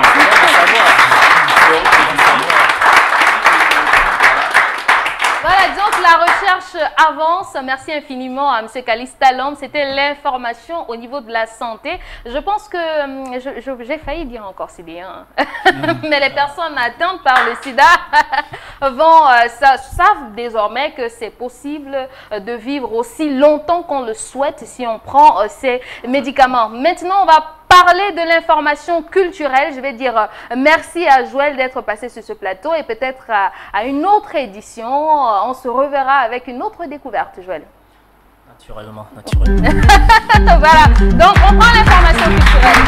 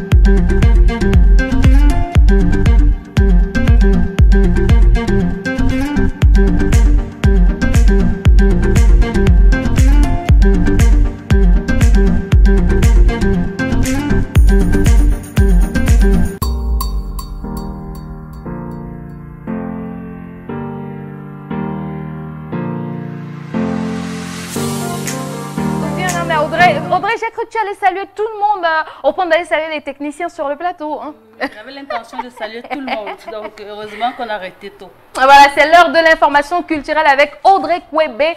Merci déjà d'être venue sur ce plateau. Merci de m'inviter encore, même si nous sommes là tout le temps. Ok. Alors, cette semaine précisément, qu'est-ce qui aurait marqué l'actualité culturelle? Il y a beaucoup d'informations, mais nous avons sélectionné les meilleures. D'accord, allons-y. Ok, déjà en semaine, les artistes réclament 4 milliards, autant pour moi, au gouvernement camerounais. Donc lundi, ils se sont rassemblés devant l'immeuble abritant les services du Premier ministre. Ils étaient décidés à rentrer en possession de ce qui leur revient de droit. Donc dans un communiqué rendu public, ils réclament 4 milliards de francs au gouvernement camerounais et aussi qu'on applique la loi 200/011 du 19 décembre relatif à leurs droits d'auteur. À côté de ça, on a aussi lundi dernier le ministre des Arts et de la Culture qui a effectué une visite officielle sur le site de l'Institut national des arts, donc situé dans la cité de Mbankomo. Il était là-bas lundi. Ce joyau architectural est déjà prêt. Maintenant, ça n'attend plus que les artistes pour leur permettre de méditer et avoir plus d'inspiration. Aussi, vendredi 14, il y a eu un atelier de concertation organisé par le coordonnateur national Frandema. C'était par rapport, il prépare la 4e édition du RIFIC. Donc il y avait beaucoup d'acteurs de ce côté-là, notamment Bassek et Jean-Louis Moussinga. Donc là, ils ont proposé beaucoup de choses aux candidats des élections. Et enfin, Marois à l'honneur. Donc il y a un festival qui s'ouvre là-bas, le tout premier Festival international sahélien du film. Donc c'est Marois qui accueille la première édition. Et ça se tient du 20 au 24 de ce mois. Donc la coordonnatrice, elle se dit qu'à partir de cet événement, autant pour moi, on pourra promouvoir la paix et aussi la cohésion sociale. Donc, et on va terminer avec ce nouveau clip de Beko Sadé, le bisou. C'est vraiment un très beau clip à écouter. C'est un régal pour les oreilles, qu'on soit à la maison ou dans les clubs. C'était tout pour l'actualité culturelle. Merci, Papa. Et justement, une actualité vraiment a marqué cette semaine dans le monde culturel, comme elle le disait bien, les artistes qui réclament leurs droits. Et on a un artiste qui était parmi les activistes de la réclamation. Que réclamez-vous réellement au gouvernement camerounais? Ben, nous réclamons un minimum de 4 milliards. Nous réclamons l'application de la loi et l'audit de nos comptes. Parce que qu'est-ce qui se passe?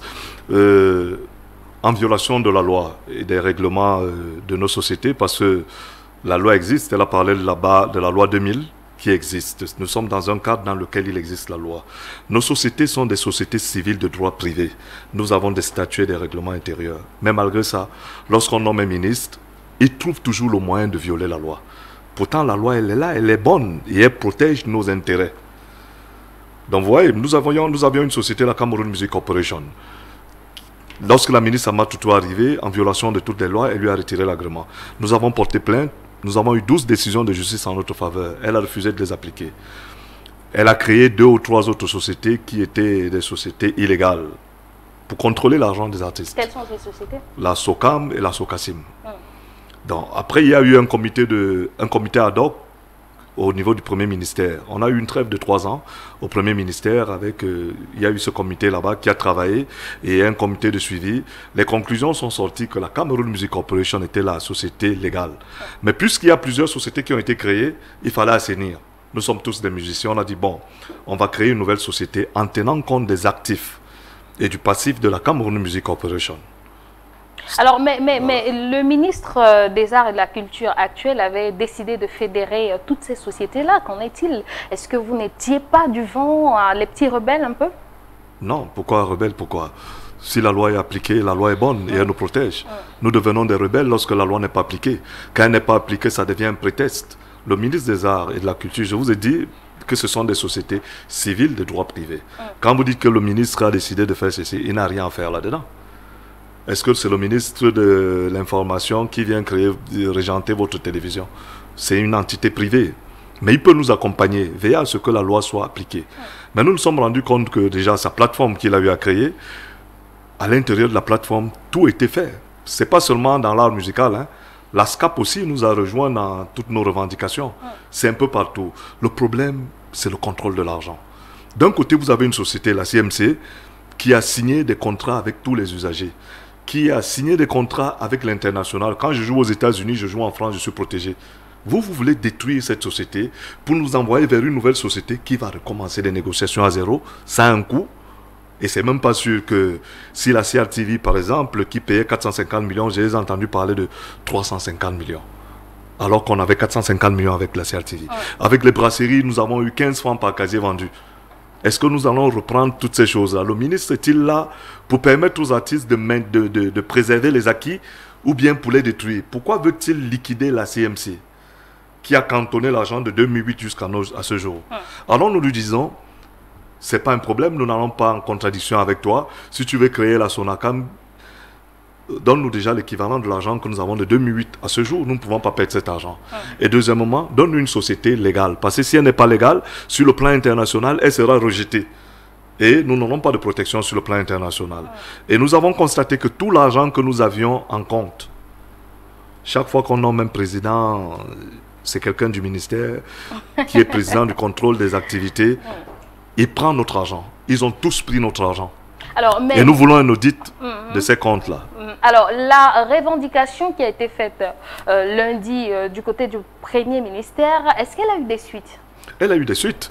En moins de 15 minutes, nous avons été reçus, nous avons posé le problème, ils nous ont dit qu'ils sont au courant du problème et qu'ils sont en train d'étudier le problème. Nous nous sommes donné 2 semaines. C'est-à-dire à partir du 1er, s'il n'y a pas de réponse, nous repartirons dans la rue parce qu'il y a des artistes qui meurent. Nous avons commencé ce combat avec l'embargo Sokos et autres. Aujourd'hui, ils sont décédés, ils sont morts sans leurs droits. Et le combat ne commence pas à notre niveau. Si vous regardez bien l'environnement culturel, Francis Bébé, lorsqu'il décède, il refuse de recevoir la médaille du Cameroun. Il demande à être incinéré. C'est parce qu'il est mécontent de ce qui se passe. Jean Bikoko, le créateur de la SICO, il meurt dans une misère totale. C'est à sa mort qu'on construit une maison et qu'on va lui donner une médaille. Nous ne voulons pas de ça. Nous ne voulons pas de ça. L'artiste au Cameroun, la loi est bonne. La loi est bonne qu'on l'applique. on applique la loi et qu'on nous permette de mettre en la tête de nos sociétés des personnes à même de gérer, à même d'apporter de l'argent. Justement, pourquoi directement aller au Premier ministère, ne pas trouver une entente avec le ministre de la Culture? Ce n'est pas passé dans la tête de l'association? Non, nous avons écrit au ministre, il a refusé de nous recevoir. Et ce problème, il faut bien l'analyser. Hein. C'est les artistes contre le ministre des Arts et de la Culture et les ministres des Arts et de la Culture. C'est ça le seul problème. Dans la configuration actuelle, il y a des artistes productifs et ceux qui ne sont pas productifs. Vous comprenez? Le ministre instrumentalise ceux qui ne sont pas productifs. Parce qu'ils savent que si l'argent est reparti comme il se doit, puisqu'ils ne travaillent pas, ils n'ont droit à rien. Mais par contre, le ministre a 1 milliard de francs qu'on lui met à sa disposition pour l'aide à la culture. Avec cet argent, c'est devenu un objet de chantage. Regardez la dernière répartition qu'on a eu à faire. Des cinéastes, quand vous regardez, c'est publié sur Internet. On donne à un cinéaste 300 000 francs, on donne 200 000 francs à un artiste. C'est pour faire quoi? C'est pour résoudre quel problème? Pour répondre à quoi? Est-ce qu'un album se finance à 200 000 francs? Est-ce qu'un film se finance même à 500 000 francs? Vous comprenez que c'est un argent qu'on utilise pour contenter ceux des artistes qui combattent. Les bons artistes qui produisent. Parce que c'est 20% d'artistes qui produisent la masse de l'argent. Le public qui semble être d'accord avec vous dans vos préoccupations. C'est ça le problème que nous avons. Donc ne pensez plus que les artistes ne s'entendent pas. Non. Ceux des artistes que vous voyez s'agiter là, qui sont contre ce mouvement. Comment un artiste peut s'agiter quand on demande qu'on remette 4 milliards de son argent? Vous voyez que c'est bizarre. Mais s'il s'agite, c'est parce qu'il travaille pour le gourou. Le problème est simple. C'est les fonctionnaires qui se sont rendus compte que nous avons de l'argent. Et ils sont intéressés par cet argent. Vous comprenez? Nous demandons une seule chose. L'application de la loi. D'accord. Okay. Si vous voyez des artistes qui vous disent appliquez la loi, on ne lui demande même pas de nous faire des faveurs. Appliquer la loi, et c'est le rôle du ministre. Un ministre n'intervient pas dans un environnement dans lequel il existe la loi. Quand la loi est là, le ministre n'a plus son mot à dire parce que la loi est au-dessus du ministre. En tout cas, je crois que les revendications ont été prises en compte. Disons que dans 2 semaines, on aura la suite et on espère qu'elle sera favorable. Un autre monsieur qui a revendiqué la liberté, il a revendiqué vraiment l'unité dans l'Afrique du Sud. Il était vraiment une tête forte dans l'apartheid, la lutte contre l'apartheid. C'est Nelson Mandela qui est né le 18 juillet 1918 et malheureusement décédé le 5 décembre 2013, nous allons prendre quelques paroles fortes de Nelson Mandela. Nelson Mandela, c'était aussi une voix, porteuse de grands messages avec emphase et conviction. Voici quelques-unes de ses déclarations qui ont fait l'histoire. Je me tiens ici, devant vous,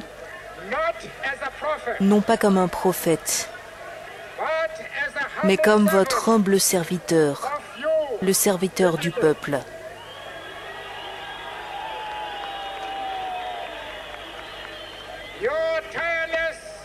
C'est grâce à vos sacrifices, inlassables et héroïques, que je suis ici aujourd'hui.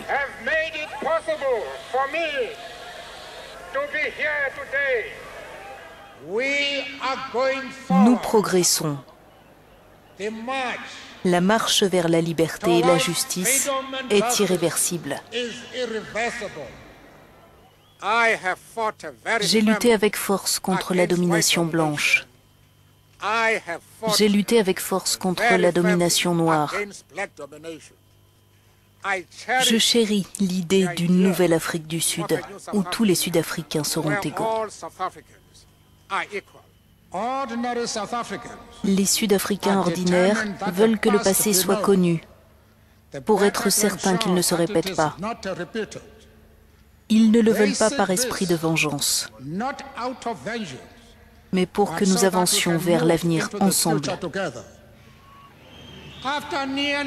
Après 90 ans d'existence, il est temps que de nouvelles mains soutiennent les fardeaux. Cela est dans vos mains maintenant.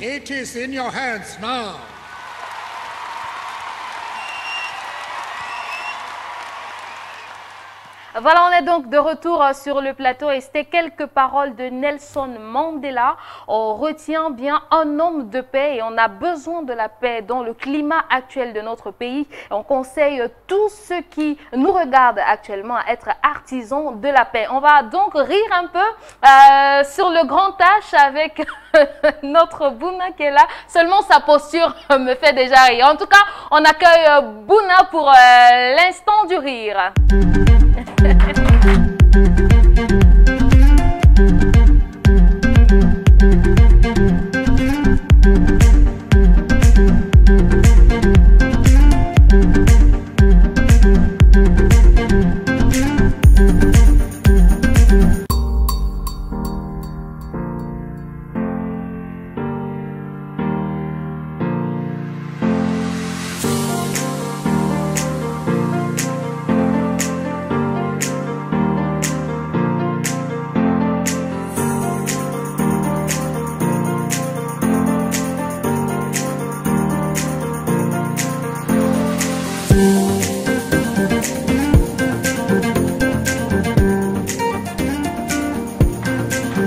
Voilà, j'ai bien envie de dire Andjegu.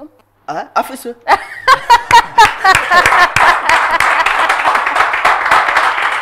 Comment ça va? Bonsoir. C'est en quelle langue? C'est en Banganté, c'est le Medjumba. Ah, non, moi je suis dans Vivre Ensemble, hein, donc moi je connais la réponse. Jam. Jana.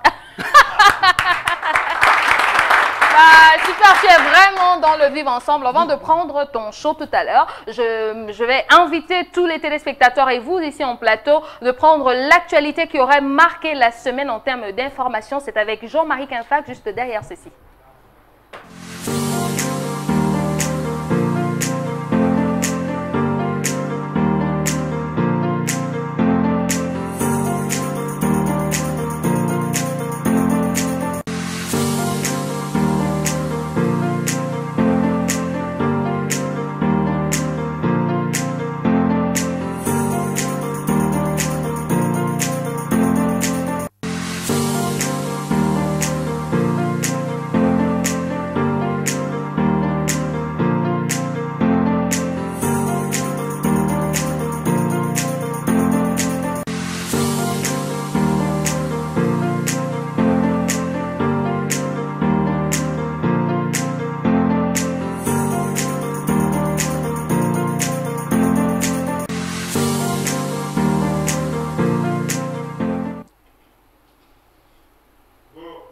Mesdames et messieurs, bonsoir et bienvenue dans la rétrospective de l'information sur HTV. Les titres qui ont fait la une de l'actualité cette semaine, présidentielle du 7 octobre au Cameroun, alors que la campagne électorale a commencé ce samedi 22 septembre 2018. La semaine a été marquée par une cérémonie de coalition au siège du parti MRC à Oja. Des acteurs politiques ont décidé de soutenir le candidat Maurice Kamto à la prochaine présidentielle. Dans l'actualité de la semaine, le délégué général à la Sûreté nationale, Martin Bargangele, a honoré à titre exceptionnel un policier de premier grade ainsi qu'une gardienne de la paix. Les deux ont fait preuve d'actes de bravoure et la nation s'en est soutenue. Voilà qui a fait la une de l'actualité traitée par HTV cette semaine. Bienvenue dans la rétrospective.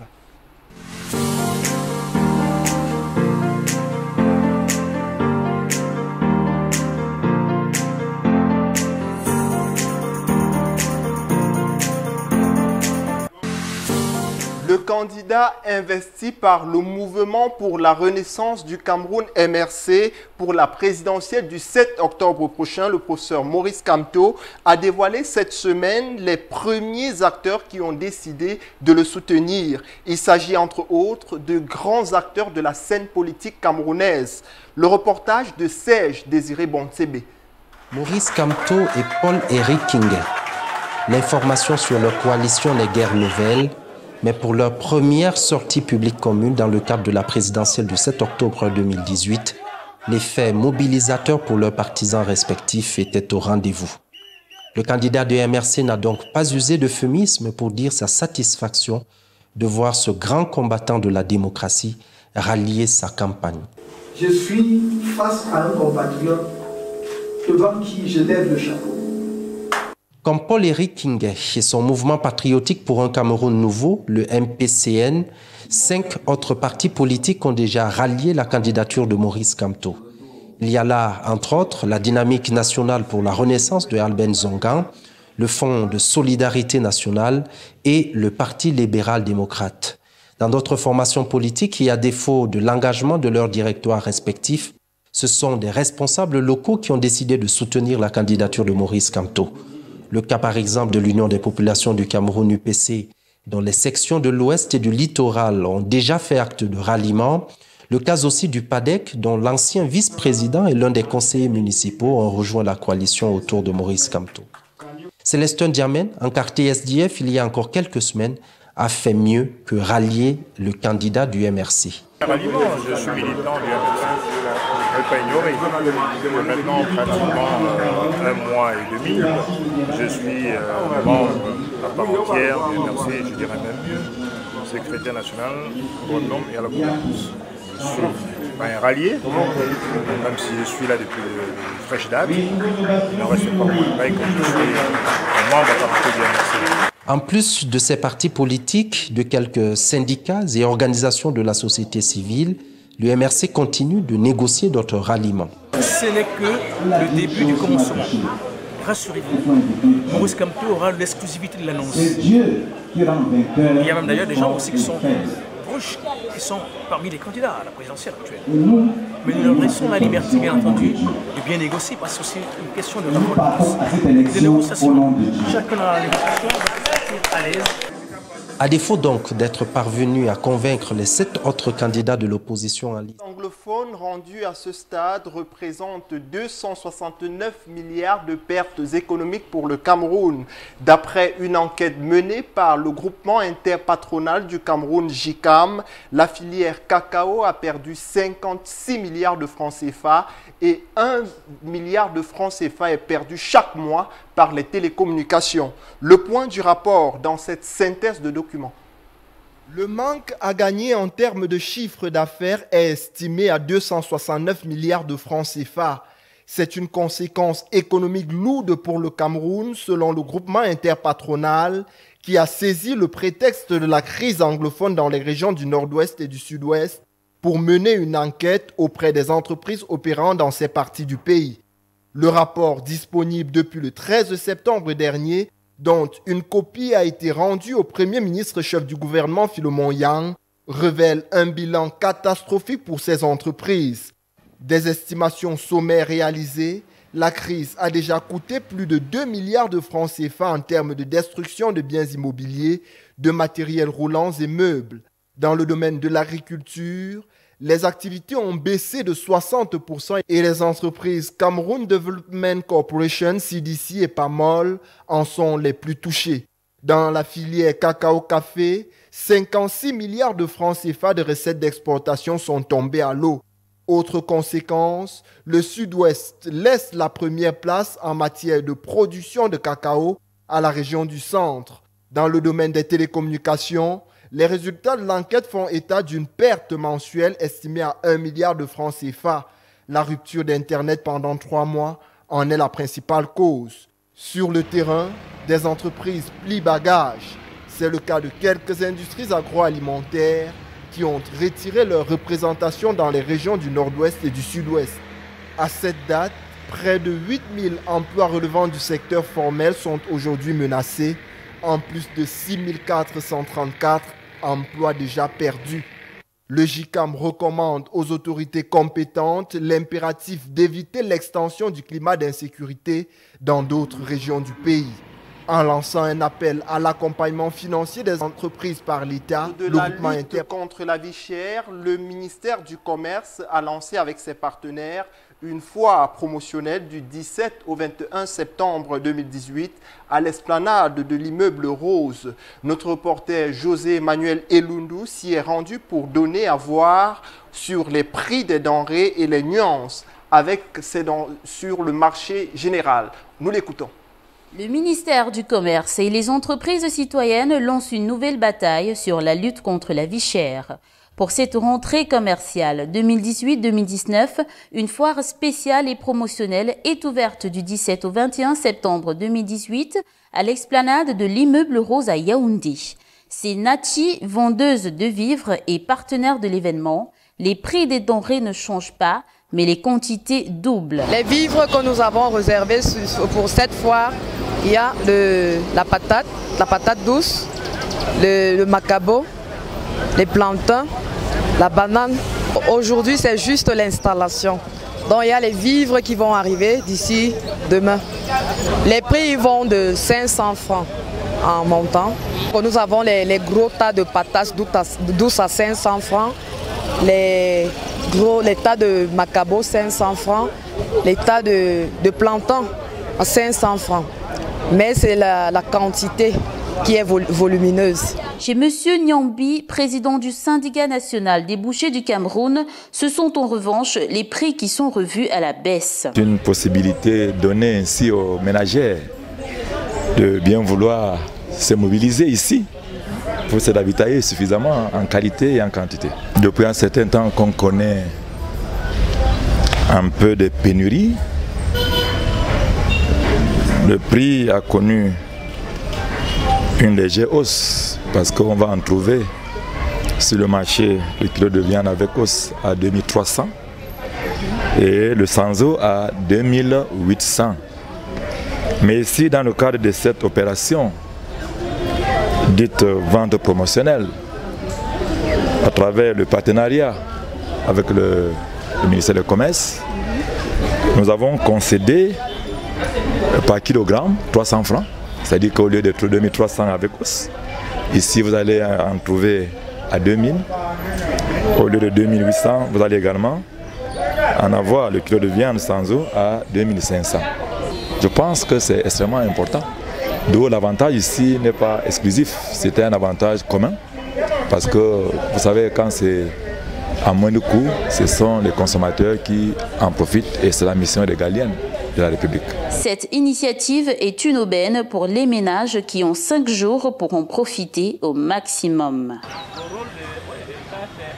Droits d'auteur, des artistes camerounais ont manifesté leur mécontentement devant les services du Premier ministère lundi dernier. Le sitting annoncé il y a quelque temps était conduit sur le terrain par Katino, Jean-Pierre Essomé, Beko Sadé sous le regard des policiers venus nombreux. Les artistes réclament la somme de 4 milliards de francs CFA de droits d'auteur. Ils ont quitté les lieux avec la promesse que dans 2 semaines ou plus tard, le chef du gouvernement donnera une suite à leurs problèmes. Autre chose dans le journal, le délégué général à la Sûreté nationale, Martin Bargangele, a présidé mercredi dernier à l'esplanade de l'école de police une cérémonie de distinction à titre exceptionnel à un inspecteur de police de premier grade ainsi qu'une gardienne de la paix. Les 2 récipiendaires étaient honorés pour avoir fait preuve d'actes de bravoure. Le compte rendu de William Tadoum Tadoum.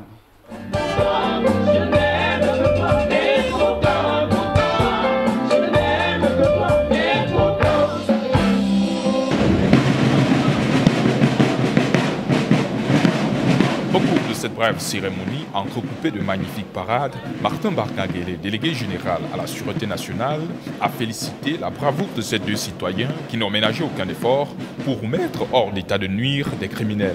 Rappelant que ces 2 jeunes qui ont risqué leur vie pour que force revienne à la loi méritent bien les hommages de la nation entière.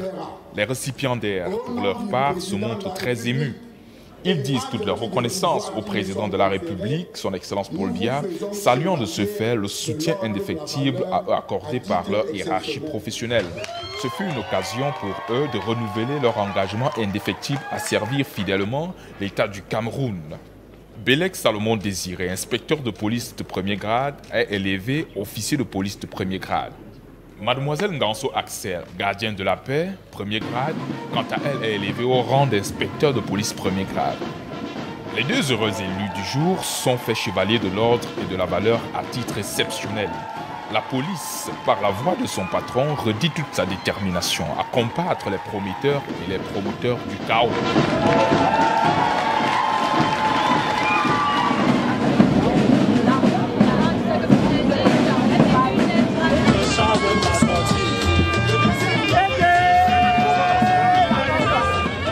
avec cette information à l'école de police présidée par le délégué général à la Sûreté nationale, Martin Barganguélé, que nous mettons un terme à cette rétrospective de l'information sur HTV. Merci à vous, chers téléspectateurs, de nous avoir regardés. À samedi prochain.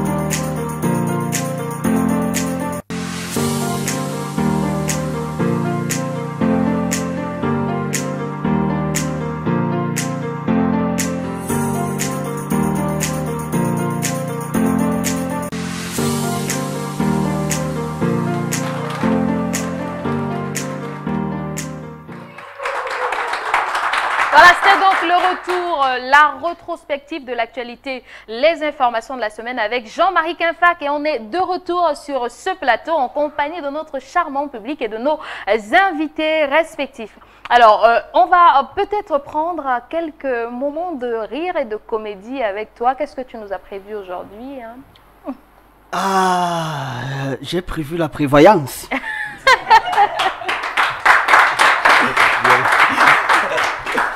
C'est quoi la prévoyance? Quand toi-même tu viens avec le genre de mots là, c'est que quoi? On doit rentrer à l'académie française ou bien? Non, non, non, à l'académie Boulou. Non, ça fait plaisir d'être sur le plateau du Grand H avec Jean-Pierre Essomé. Ah, non, il faut encore applaudir pour ce grand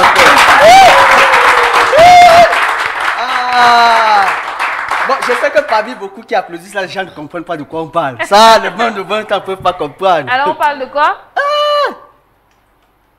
Merveilleux, mataki se mono lanje, namola mongo. Chakala, chakala. Oh, chakala. Chakala, chakala.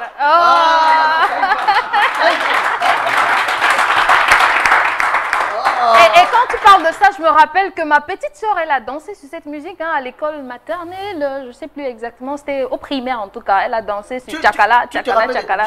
Parce que moi je connais, je comprends. Ah, vas-y, montre-nous.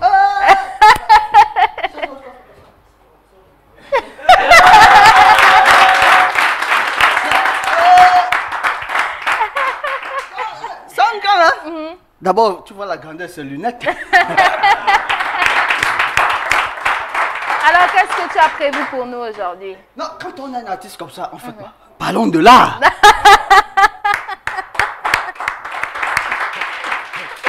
Qu'est-ce qu'il y a de surprenant dans l'art? Au Cameroun, art rime avec clochard. Hein? Ouais. Donc, dans ce pays, si tu fais de l'art, tu peux devenir un clochard.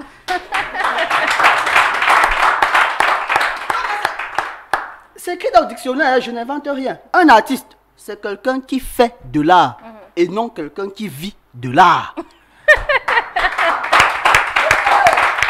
Et apparemment, c'est bien respecté, hein, cette définition-là au Cameroun. Bien sûr, parce qu'au Cameroun, quelqu'un qui vit de l'art, c'est autre chose. Hein. Le dictionnaire réfléchit dessus. Et le grand frère ne me démentirait pas, hein. Le mot pirate est très haut dans les sondages.